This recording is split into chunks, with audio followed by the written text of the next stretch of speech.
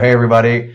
It is episode 7 of Keys to Home. So we've got a special guest below us today, Miss Shawna Hulse with Foundation Title.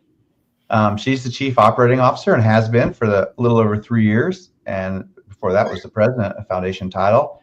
She's got a long and experience history in the title business. So we're really looking forward to talking with her. Actually, I think I looked far enough back and saw she might have done something in healthcare. So maybe that'll play into what we're going to talk about a little bit today. But Shawna, welcome to our podcast. We're not the most high-tech rednecks in the world, but welcome. We're really glad to have you here today.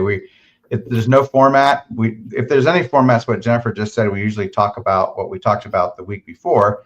So we usually record this and it publishes the next Monday. So last Wednesday, we were all joking that, they say there's going to be generational storms. How bad can it be? They always tell us. I told you it was juicy. Yes. And Jennifer, if you watched last week's episode, she said, it feels juicy out today. And we were like, what does that mean? Juicy. Well, it was a mess. So I slept 4 hours in 3 days. I'm terrified of storms. And it was just, Jennifer's a good friend of mine, and she's texting me, take cover. And then I would be telling her, there's going to one to your house. And then Sunday night, I was so exhausted and dead. And then a real tornado hit down in the pasture by her lake house. Yeah. And I was a horrible friend and didn't even tell her it was coming and didn't know about it till days later. So I'll shut up, you guys. Yeah. So my week was lots of, and I put it this way, I lose social graces as I lack sleep. So yeah, it was not pleasant. And I don't love tornadoes. I don't hate tornadoes, but I respect tornadoes. Shawna, I missed you on that. And I'm muted, so I will just keep talking and like I know what I'm doing. It's all good. So thank you for having me. My name is Shawna Hulse. I'm with Foundation Title Escrow. Did you have tornado situations this last week, Shawna?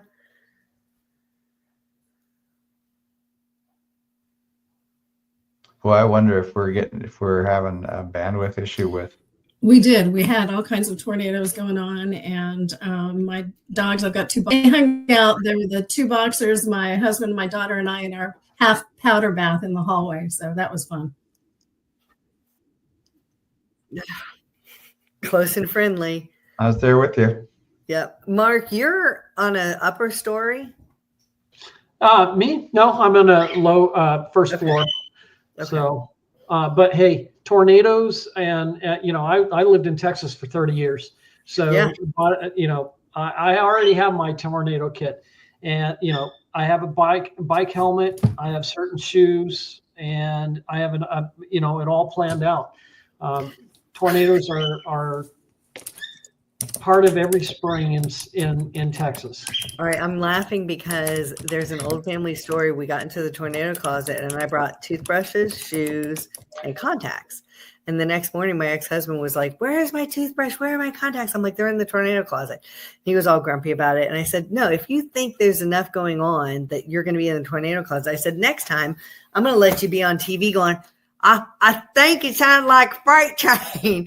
Shawna bleeped out. I think she's got some technical slow bandwidth on her side, but she'll be back in a second. In the meantime, we can kind of catch up on what we've seen business-wise this last week. I posted a thing. I don't know if you saw it, Lance. It was the worst real estate markets since 1950. Yeah, the market has only lost value 7 years. There were some years that were lower and flat, but do you know what the 7 years were? I know you know some of them. It looked to me like they're 8, 9, and 10. And I when I saw that, I laughed because it's a national average. And I was like, that's not Middle Tennessee. But yes. Another one was like 97 and 98, maybe 90, 91. Okay. And that was coming off of a lot of the Reagan Bush and different changes. I think that's when we changed the what's it called? The interest rate calculations. They did some jimmying on that. And then also 7, 8, 9, 10, and 11 were the others. So that came out. And then on a positive note, I got an email yesterday that I'm in the top 10 of my office at Benchmark in Bellevue. So now I can say that every real estate office I've ever been at, because I've transferred a few times, I've been top production at every single one. So, that's amazing. So that's stinking awesome. I saw it here. I didn't even recognize any of the other names, to be honest with you. But that's super awesome. Before Shawna, before you came back on, what I was talking about is this is one of the most volatile days in my career in the mortgage industry. The bonds have gone crazy. I mean, we're back in interest rates of the sevens. It's not unthinkable that they could be in the eights by the end of the week if this were to continue. So what we've seen strange today, we've seen the stock market take back half of the losses. Mark's nodding his head, and I'll be laughing tonight when I go to the news to see if everyone's all excited about how we got half of it back. But no, there'll be no happiness. There'll be something else to talk about. But that's remarkable, and it's almost unheard of that you could get that much of a gain in one day. Looks like Shawna's coming back, but there she is. Yeah, perfect. This and is perfect timing. Mark, what have you seen? Did you get your roof fixed down in Texas? Well, what I'm seeing in my business is a lot of transformative decision, like transformative points. People are tired. I've said this countless times that where they're taking control. They're not relying on anyone else, but it's more transformative. I think this last week, I don't know what it is. People got real serious. Where they may have been, kind of on the surface level. I'd like to take control of my finances, and you can kind of read that when they're going through it. But this week was more along the lines of, I've tried this before. I haven't been successful. I need someone to hold me accountable. I need that motivation to get me to where I want to go. And really, it's just been a more serious tone to what people are wanting to accomplish. So do you think that instability is pushing people so that they are prepared if things get worse, they can weather it, and if things get better, they can jump on it and ride it? I think of all the session, that's a great question, Jennifer, but I think to answer that, I think people are more, they're hyper-focused about emergencies, way hyper-focused. And I think that's where the seriousness comes in. And what I mean by that is the majority of my sessions this last week were all about, I don't really feel like we have enough. Do you think the weather was doing that, or the weather and the economy, or just everything being unstable? I think everything. I mean, we've got, just as a case in point, student loan payments have roared back for a lot of people, and that has, I think it's, in one case that has particularly impacted their lives, but like I said, the majority of it is, I think, people are they're just hyper focused about emergencies, whether it's the economy, whether it's anything else. I want an extra $5,000 in my emergency fund. Yeah, makes sense. Shawna, what have you seen in your world this last week? Anything in particular, or any trends, or anything interesting? Well, I think the thing, and it's not just this week, it's really been in the last year or so, we are just seeing, we're getting hit by cyber fraud right and left, online fraud, wire fraud, payoff mortgage fraud, seller impersonation fraud. It's insane. We've had to really make sure that we're talking through what's out there, what new things are we seeing, and making sure that all of our folks understand how to help identify it and educate our folks. Absolutely insanity. I wish these people would use their brains for good. One of the ones I saw this week was that a large number of hackers are sending in job resumes and getting hired, and a large number of North Koreans. And then they're doing subversive activity once they're hired to the tech of the company they're hired by. That's crazy. That's Like, crazy. That's a long game. I don't have, like, come on. Let's play different long games. Well, do you want to kind of jump right into a little bit and tell us a little bit about title and foundation, title and then general, and then I've got some like questions that I want to make sure we ask, and we'll kind of go from there.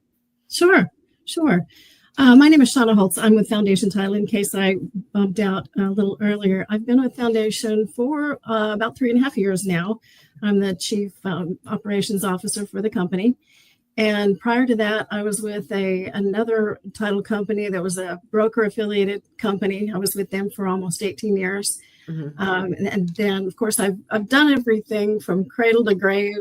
I was telling Lance earlier, I started back before there was the fax machine. So I'm dating myself.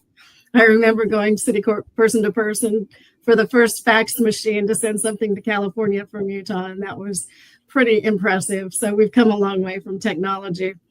Remember interest rates at 18, 19, 20%. So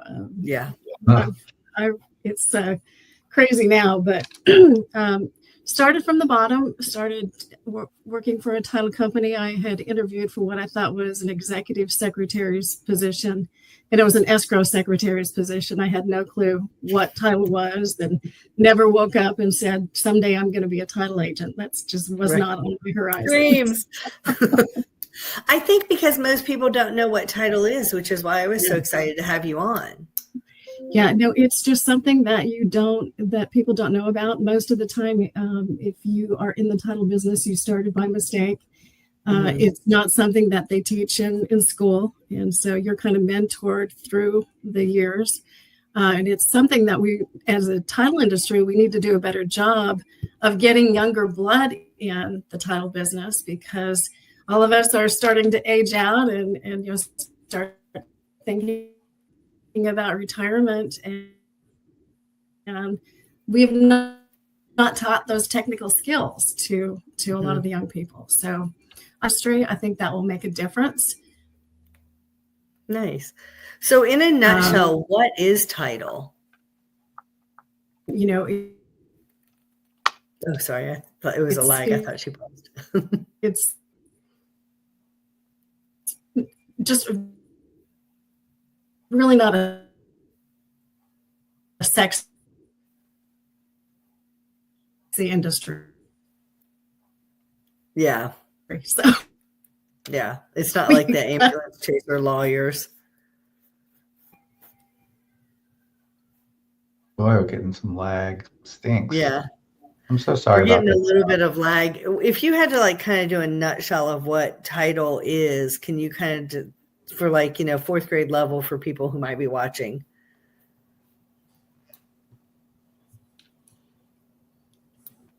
I'll actually turn off my mic and stuff, Jennifer, and see if that helps by decreasing some of the bandwidth. Okay.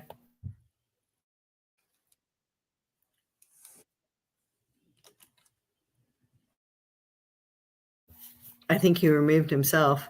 I'm so sorry. My bandwidth is going in and out. And so, I think, did that get you more bandwidth with Lance popping off for a second? Or is it at the home? So far, yeah. So far, I'm good. So far, you're back. Okay. You're lagging a little bit when you speak, so I didn't know if there was an issue. Like Lance popped off to see. If you had to give like a nutshell, like fourth grade level, what title is, what would you like? How would you kind of define it? Title insurance.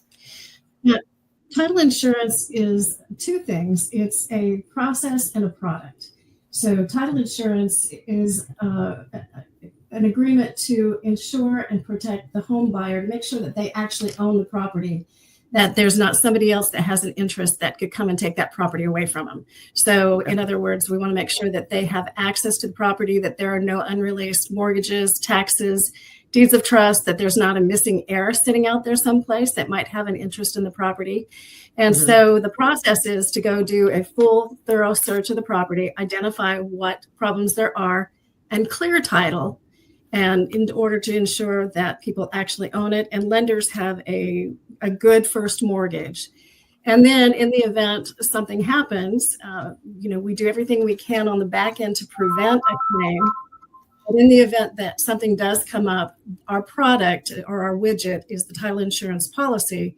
And that is the product that protects consumers in the event that there's a loss.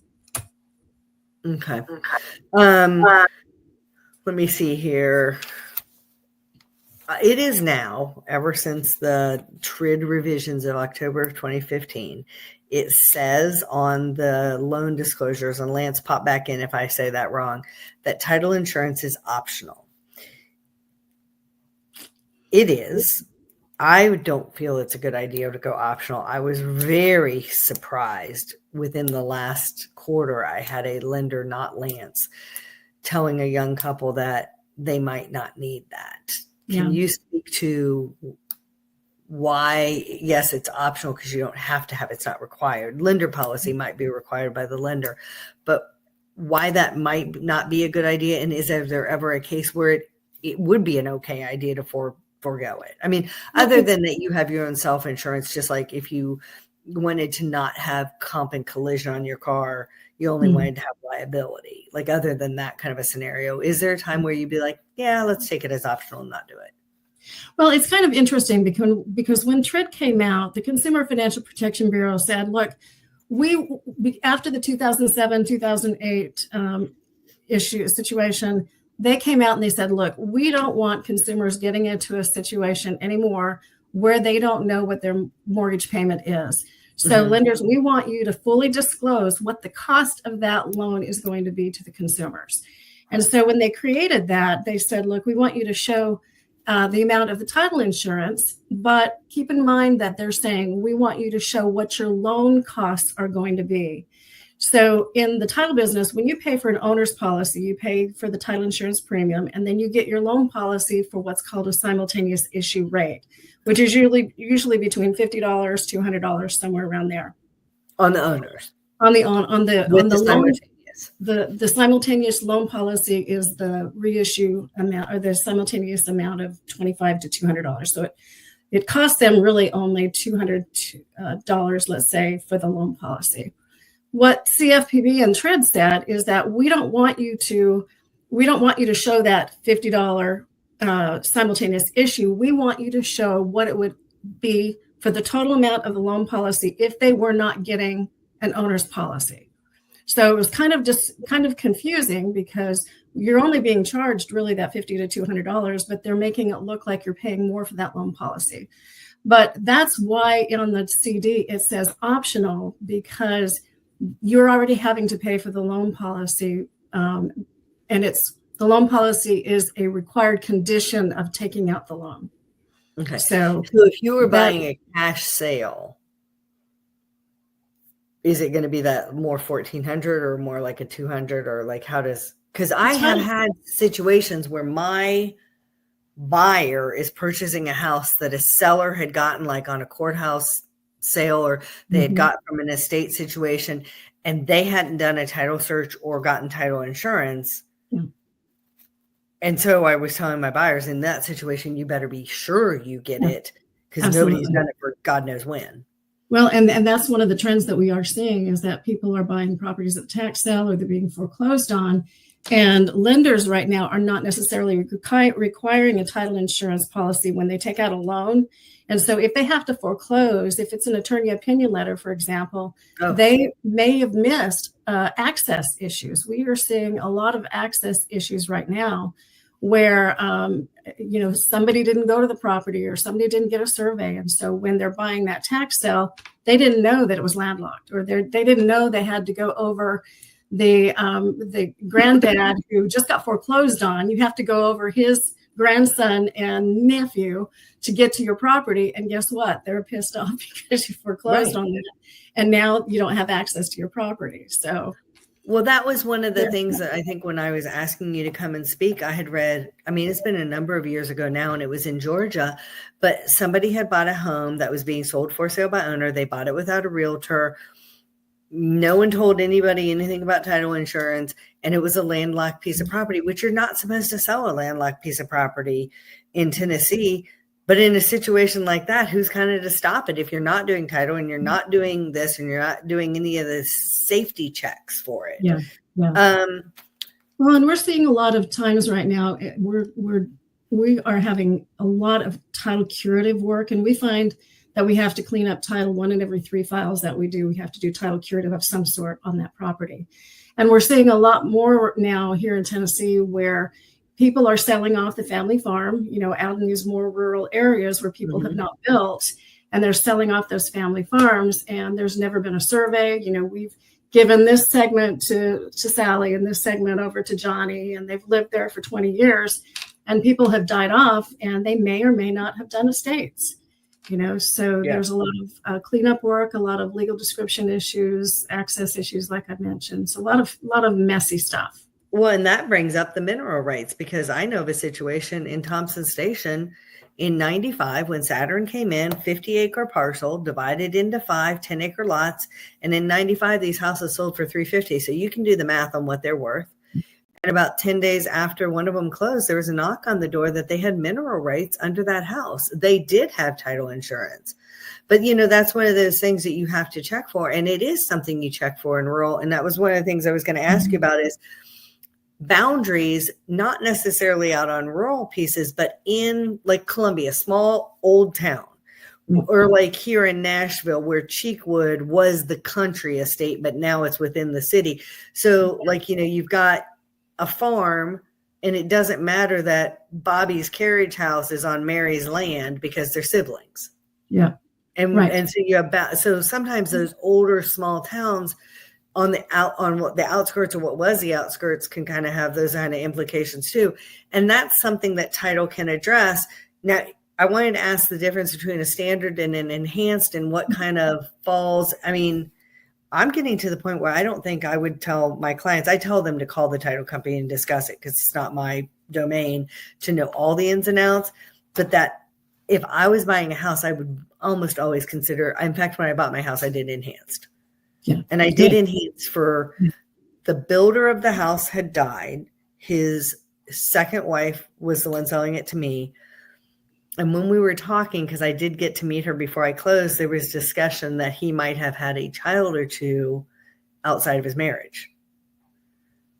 And so we were talking about the missing heirs and I did genealogy. And so you get the DNA, and an heir pops up in 10 years.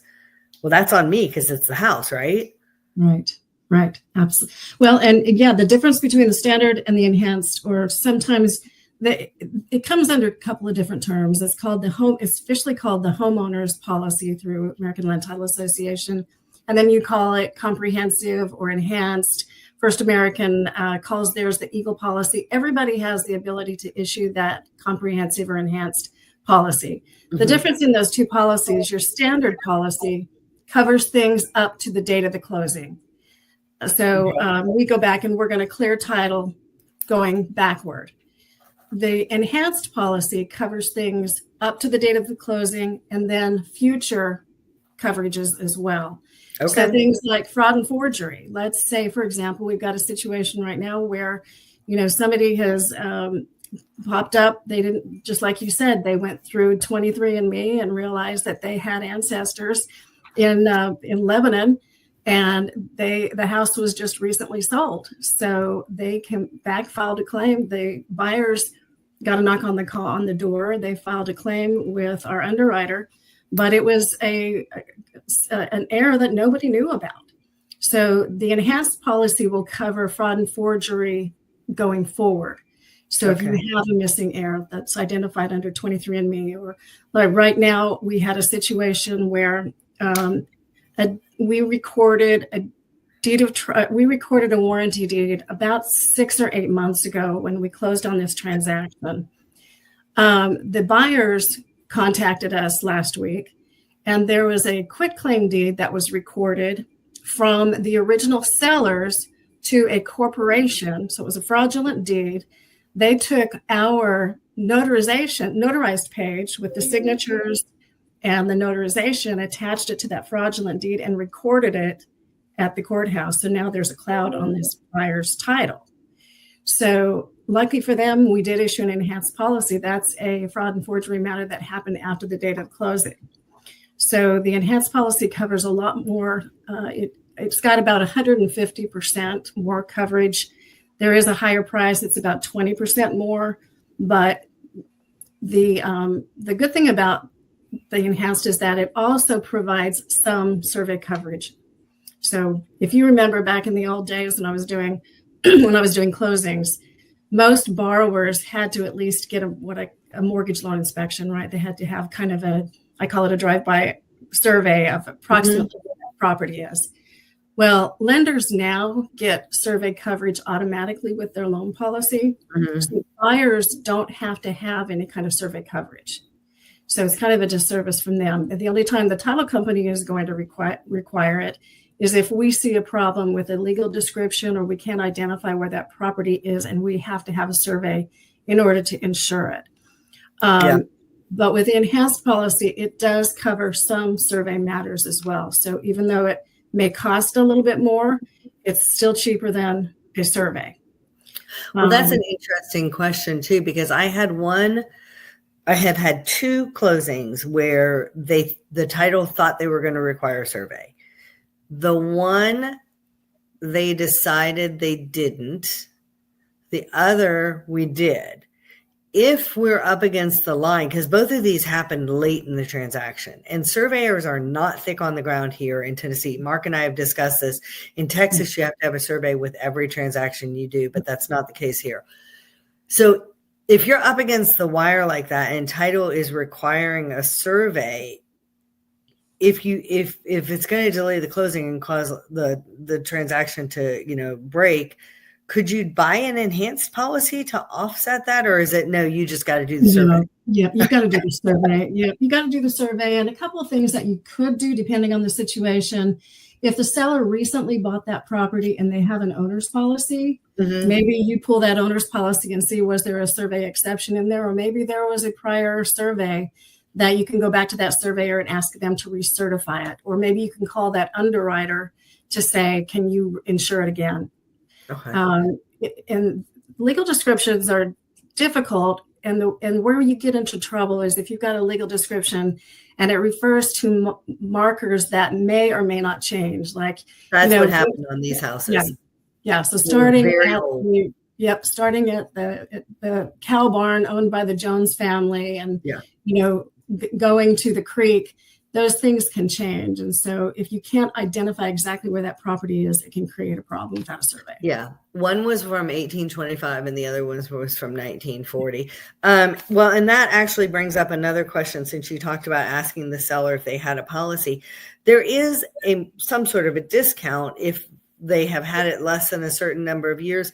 So I always tell my buyers, hey, hold on to your inspection, your appraisal, and your title policy. But how does that part of it work, or how can kind of people, like how long does it go back? And is it a standard discount that everybody would be able to get if they had a policy? Does an enhanced have a bigger discount? Like how's that, some of that work? So to get a reissue credit, it can be on a standard or an enhanced policy. Most of the underwriters require that it is current within 10 years. But the good thing about it, if you're a real estate agent and you're dealing with the seller, you get a copy of that title policy up front before you even place the order for the title to the title company.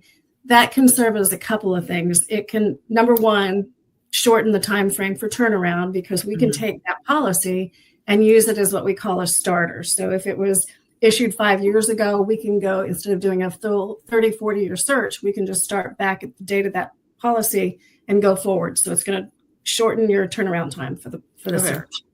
And the other thing that it does is if there's a problem in the chain of title when we do the search, if we see a title defect that policy didn't cover, we can go back to that underwriter and they can agree to insure over it, or they will cure it, depending on what it is.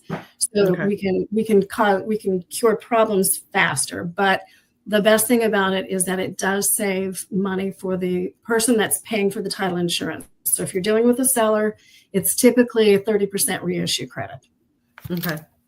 And so as a doing something better for my agents, if I'm the list agent, I should ask, hey, do you have your title policy? If they're like, oh my God, I don't even know where it is, or I pre-packed all that stuff, can we maybe reach out to the closing company that they used and get a copy? Yes. And then if I'm the buyer, do I say to the list agent, hey, we're going to use foundation. Does your seller have a copy of that, or do they know where they closed when they bought it? Okay. Yeah. Yes, you can definitely do that, or you can just call. We can do that legwork for you. We can call the other title company and see if they've got a copy of the prior policy if you can't find it.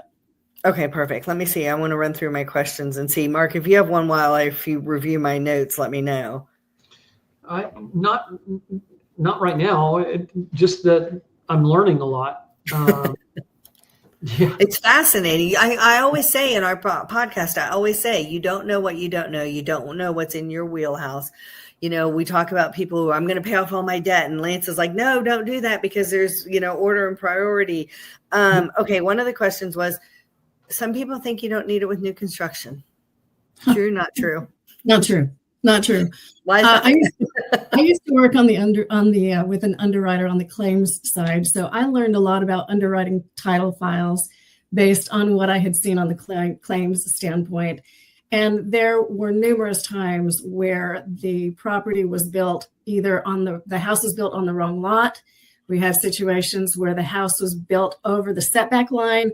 I remember 2 claims situations where we had builders, and they were reputable builders, but they literally their house was in the middle of the lot lines. So it can create all kinds of problems. I heard about one like that in Texas where the house was built the house was wholly within the neighbor's lot line.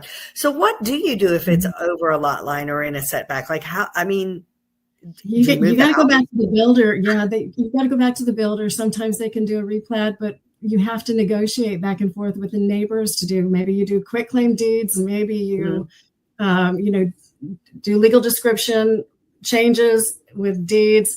Every single situation is going to be different depending on whether or not they've sold that home and how far are they over, are they completely built? Okay. Lance has got some questions too, since he's jumped out to help with the lag. It said, they do not require owner's policy, but Lance always recommends it, which that lender that I was referring to was obviously not him. I think it's so important that real estate agents take the time. And I know we don't want you to have to sell title insurance, but it's important that you have the ability to explain why it's important. Yeah. And, that you don't. Part of the reason that there are not many claims is because we spend so much time on the back end clearing titles. I mentioned a few minutes ago, we find problems 1 in 3 files. You're not going to know about those problems unless we think it's going to delay your closing. So we're not going to be calling you and scaring you, making you worried that it's going to be a problem, but we do find problems. So you're not going to know about the problems unless it is something that was missed or unknown.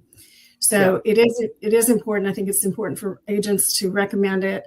You told me about that loan officer that never quotes it on their receipt. Well, that's what Lance said. Yeah. Yeah. He goes, wow, I just realized that, when people call up a lender, they want to know what's the rate, what are your fees? Yeah. And so Lance is like, wow, I just realized that it may be a way for lenders to make their fees look lower, or so that they can reassign fees elsewhere. And that's, I always say that's one of the things that I like about Lance is he's upfront, he's teaching, and he's not going to do things that might be allowable, but bending what people would expect. And then he says, Shawna, what kind of post-closing service do you offer that we may not know about? And then I have some other questions too. Post-closing services? Yeah, are there any post-closing services or anything we should know about? I'm no clue. Yeah, I don't think so. I think one of the things that would be important to know, and it's not post-closing, other than it could, I suppose, come up as a post-closing issue, are just some of our fraud prevention systems that we have in place. We work with a vendor right now that we validate all of our mortgage payoffs through this system. We can update. I don't know if you're familiar with mortgage payoff fraud, but we have bad actors that intercept e-faxes, emails. They take the lender's payoff statement, and everything looks exactly the same except for on the very back where the bank account wiring information is, and they change that to go to an overseas hacker account. So we verify those mortgage payoffs now and validate those through our vendor called Closing Lock, and they validate that. We also validate sellers' ID through systems, so we want to know that we're actually dealing with the people that are selling the property and not somebody that is random. It's wild. I mean, literally, there's a whole list of usually empty lots that were bought in the 80s and 90s when people were land speculating. There's a whole list of them in Nashville that are known to be fraudulently used. And these people place, like, again, use your brains for good. They will say, oh, Jennifer Weithman owns this. They go out and they get a fake driver's license or picture ID with my information, their picture. Then they call up an agent and they're like, hey, Jennifer, I need to sell my lot at 123 Main Street in Unicornville, Mr. Rogers State. And, here, and I look it up and I'm like, oh yeah, Jennifer Weithman owns that. And I'm like, doing my due diligence. Can you send me a copy of your ID? Oh yeah. Okay. And then I go to list it and they're not even the owner. Yes. Right. It's absolutely ridiculous. An enhanced policy. So the other thing is there's a lot of commercials about title lock and paying for title lock insurance. But if you have that enhanced policy, you don't need to do that. Is that correct? You still can. And in fact, most counties in Tennessee, I think all of our counties, you can actually contact them and register online for a notification system. It's a free notification system. You put your email address and your property address in there. And if anybody tries to file a deed or quitclaim deed, anything of record, they will notify you first. So that's a fantastic nugget. Yes. So I would recommend everybody do that.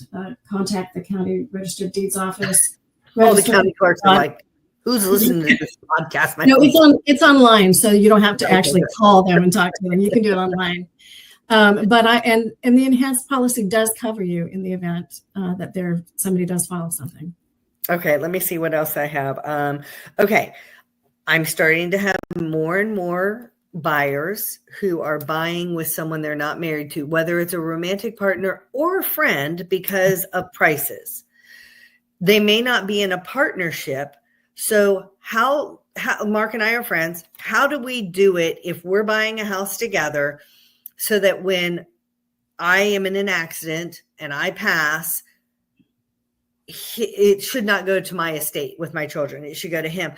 Yes. If we're telling you that's the scenario, is there a way to title it? I know I have to take this on my real estate text that it's like, tenants in, I don't know, tenants in something or other, and this, that, and the other thing. But again, I learned it for the test, but it is never something that I'm going to sit up and do an education on without talking to title. So how are there ways to do that besides just putting it into a will, which I always advise people doing? Yes. Yeah. So, and I actually created an info sheet to send to people if they have questions about how do we take title? How should I take title? Now, we're not a law firm. We can't advise them. We're not a tax advisor or a CPA, but we can tell them the different ways in the state of Tennessee that you can take title. And, the question is, are you married? If you're not married, and something happens to you, first of all, how do you want to take title? If something happens to one or the other of you, do you want the property to go automatically to that other person, or do you want it to go somewhere else? So depending on the situation, you want to, when you're doing your contract, you want to ask them how they want to take title. If they have questions about the different ways that you can take title in Tennessee, we've got a little flyer we can send them. Right. And we actually have that. My computer just told me that it needs to have some juice. So the other thing I wanted to ask you is like some tales from the crypt, which I'll share some of mine too, but I want to hear some of yours, and I'm going to grab a cord. So I'll be right back. Okay. All right. Awesome. Tales from the crypt. We had one that came up just recently where property was owned by mom / aunt. She was put into prison and died in prison. Oh, Her one heir inherited the property. Well, come to find out, mom aunt was also / sister because the mother adopted her as well. Brother takes the property. There was an undisclosed deed of trust, that signature loan that they had taken out. And he buys the property. He inherits the property, turns around and sells the property. And now there's this outstanding mortgage that had to be taken care of. So that's one of the tales from the crypt. I told you about the access situation that we had the other day. We had a couple out of California had a vacant land here in Tennessee that we were notified there was a contract that came through on it, and went through the process. Didn't sound, the real estate agent had a bad feeling about it from the very beginning. Yep. We sent out a letter to the sellers at the address that was provided, Googled them, got their information, contacted them, and they had their passports, all their identifications stolen, and we were able to catch it before we went to the closing table. So that was a success. If that goes to the closing table, what happens? Is the seller, their owner, just SOL? Yeah, the deed gets recorded, and hopefully the buyer gets an enhanced policy so they're covered for that kind of thing. Okay, so like if I was the owner of it and Mark bought it unwillingly from Lance, who's being nefarious, am I out of luck, or do I get it back and Mark's out of luck? It depends. Sometimes they will pay. That's the answer in the title business. It depends. Sometimes they will pay off that buyer, just pay out the full amount of policy, and they have to move out. They may go to court and the deed is set aside as fraudulent. In that case, the buyer's out of luck and has to move, and they're just reimbursed for the purchase of the property. So that's how causes all kinds of problems. Oh my God. I had one, besides the missing heir, I've had that come up twice. I had another one, 2 of them that were tax sales, and both of them were in the 9th year, because Tennessee, it's 10-year, right? From the tax sale back. And I'll have you explain that more in a minute, because I'm not as versed as you probably are.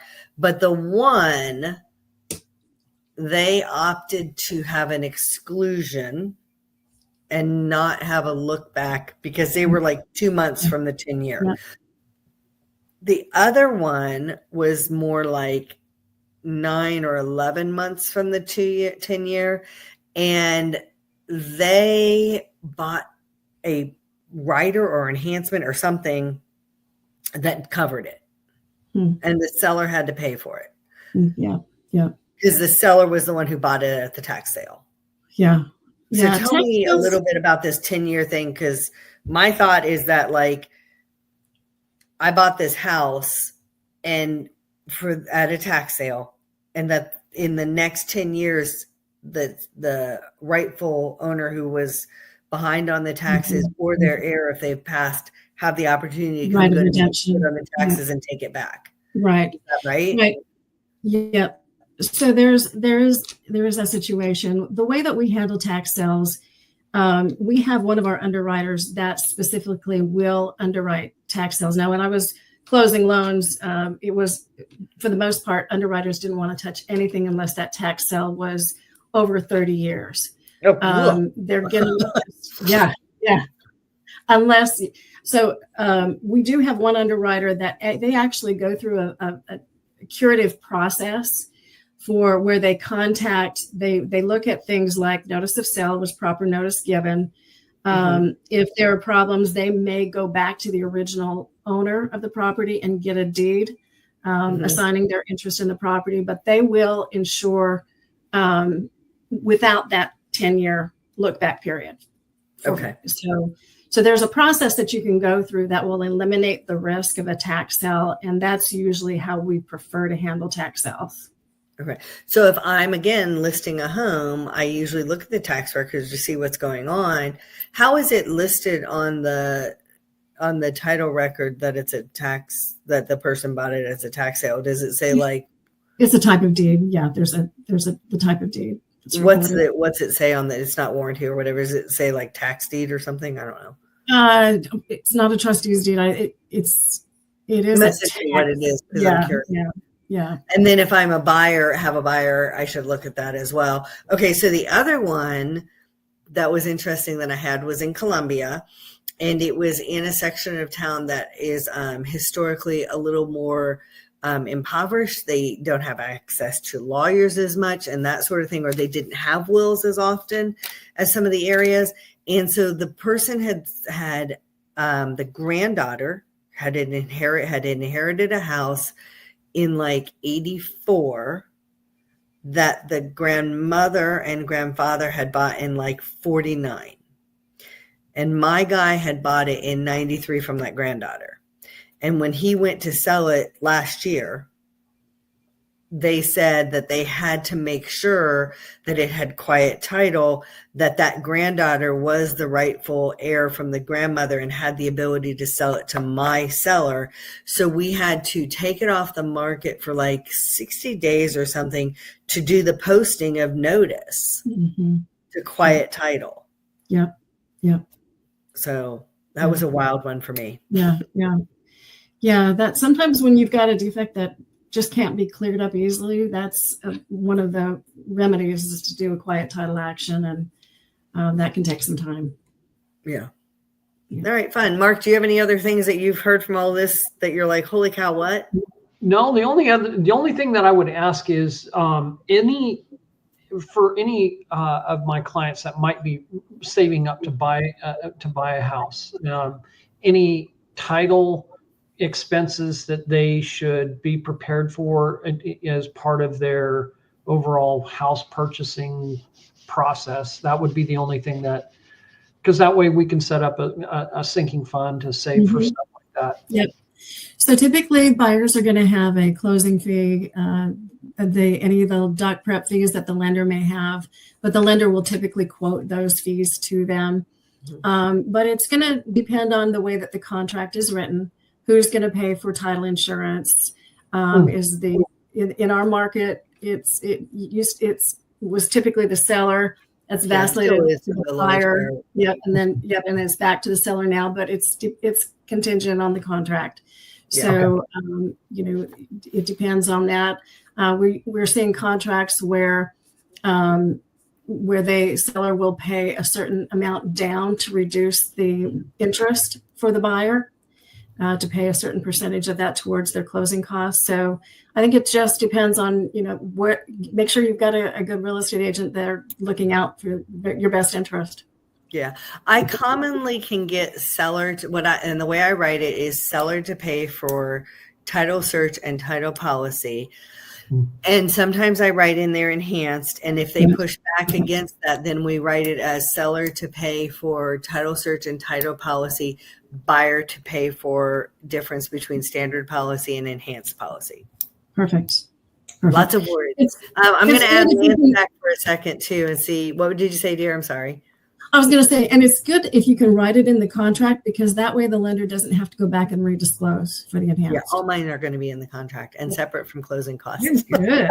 You're good. So, here comes Lance. Lance, what do you think about all this?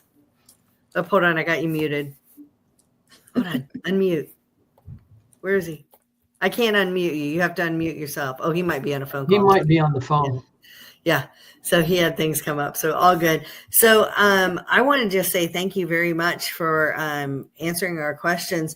And then I want a copy of that sheet about how should I take title in the house. I mean, I'll still defer to you. Absolutely. I always like to learn. Yes. And I may do some little tidbits on like my social media about that. And then like caveat, please ask foundation title rather than me. This is not my wheelhouse. Is there anything that you had questions for me about what we're seeing in real estate, or for Mark, what he's seeing with his financial coaching? No, I guess my question for you, Jennifer, is what are you anticipating over the next couple of months? Don't you wish we had a crystal ball? And how are you advising your customers? Are you telling them to buy and sell now and not hold off? How are you advising them? To buy and sell, you need to go ahead and buy and sell. I shared when you popped off for a second, we shared what was going on in the last week or so. And I shared a stat that there have only been 7 times when 7 years where housing prices have dropped. And they were in 90 and 91, and then 8, 9, 10, and 11. That's it. And rates are the rates. We talked about how high they were when we were there. I'm not saying that it's not a challenge to overcome for the buyers. Right now, since 23 in July, and Lance has been the lender on most of these, I think we're now up to 18 first-time buyers that we put in houses. Wow. This is it's a hard market money-wise and numbers-wise for first-time buyers because of the price point in Nashville. If you're looking at this somewhere else, it's absolutely a great time to get in because the Nashville and the Southeast is a higher price point overall. But you're still getting seller concessions. You're getting a little bit off of asking price, those sorts of things. And I've been in all my networking, my ask has been, please send me your first-time buyers and your people who have to sell to buy, because we are still able to get a contingent on sale contract in. And when these rates start to drop, there's so much pent-up demand that those people are not going to be able to compete. Right. I think you're overall going to be better to go ahead and get your house today, even with the rates and all of that, because prices are just escalating. It breaks my heart. I'm thinking of one of my clients in particular, and the husband has just been horrified. For 4 years now, I've been looking with him of the prices. I don't want to pay that much for a house in this county because he wants a little bit of land, this, that, and the other. I don't want to pay that much. Well, now I'm coming to the point where I'm showing those houses a second time around. And whereas it was $375 and he thought that was horrific 4 and 5 years ago, they're $600 to $700 now. Yep. And I tell my people, and this is what I say to my first time buyers too, what are you doing to increase your income by the amount that home equity is going up in Middle Tennessee? And the answer for the majority of the people is fat nothing. Unless you're getting an engineering degree, a medical certification, one of those very high paying jobs that don't come with a lot of debt, which isn't very common, then you're not going to be able to out income this market.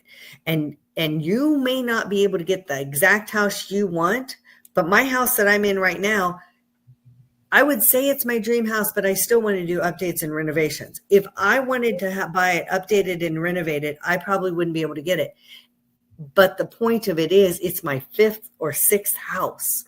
It's not my first house. Right. It's not even my 2nd or 3rd. You let the equity of your home bump you to the next one. And that is probably my strongest recommendation is get the best house you can without maybe going up to your top budget, but going into your budget that you can afford now that is going to be future sellable. And if it has some not deferred maintenance, but deferred updating that you're okay with, I love an ugly grandma house. And let's update it yourself while you're living there for 2 or 3 years. Right. My son was 20 when he bought his first house.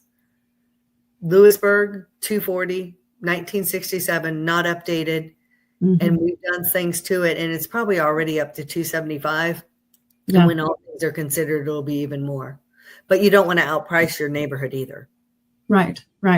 Yeah, I know it's such a struggle. I've got a daughter who's 24 now, and she would love to be able to buy something, and she's just said, I just don't know where to go, Mom. I mean, it's short of moving outside of Nashville.